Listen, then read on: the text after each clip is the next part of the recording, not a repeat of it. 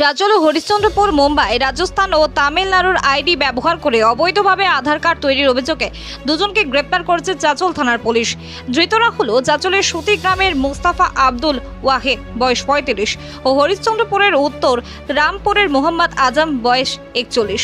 6 দিন আগে মুস্তাফার বাড়ি থেকে ল্যাপটপ, আইপল স্ক্যানার, প্রিন্টার সহ আধারের রিসিপ্ট কপি বাজেয়াপ্ত হয়। রিমান্ডে জিজ্ঞাসাবাদে আজমের নাম উঠে আসে। মুস্তাফার পরিবারের দাবি, তাকে চক্রান্ত করে ফাঁসানো হয়েছে এবং আসল কাজ করতে আজমের লোকজন, পুলিশের সন্দেহ চক্রে আরও কেউ জড়িত। তদন্ত চলছে এবং বিষয়টি ইউআইডি সেন্টারে জানানো হবে। মুস্তাফা আব্দুল ওয়াহেদ আমার ছেলে সিএসপির কাজ করত। এই সিএসপির কাজ করার মাধ্যমেই ওর কোনো বন্ধু বা কোনো সোর্সে একজন ছেলের সঙ্গে যোগাযোগ হয়, যে ওকে প্ররোচনা দেয় যে আমার কাছে আধার কার্ড করার আইডি আছে, আমি ওই আইডি দিয়ে সার্ভারের ব্যবস্থা করে দেবো, চালিয়ে দেবো বা করে দেবো, তুমি তোমার সিএসপিটাতে আমাকে বসতে দাও, তোমাকে আমি কিছু পয়সা দেবো। এই হিসাবে ও সরল ছেলে, আমার বুঝতে পারেনি, ও বসতে দিয়েছে, ও আইডি দিয়ে আধার করেছে, আমার ছেলেকে সামান্য কিছু পয়সা দিয়েছে।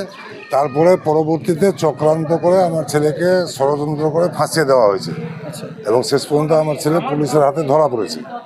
বলছি, ও কি সিএসপি করতো কাজ? সিএসপির কাজ করতো। কতদিন ধরে সিএসপিতে কাজ করতো? ও 12-14 বছর ধরে করতো। বলছি যে কারা এটা ফাঁসালো আপনার ছেলেকে? ওই যে যারা আইডিগুলো সাপ্লাই করেছে।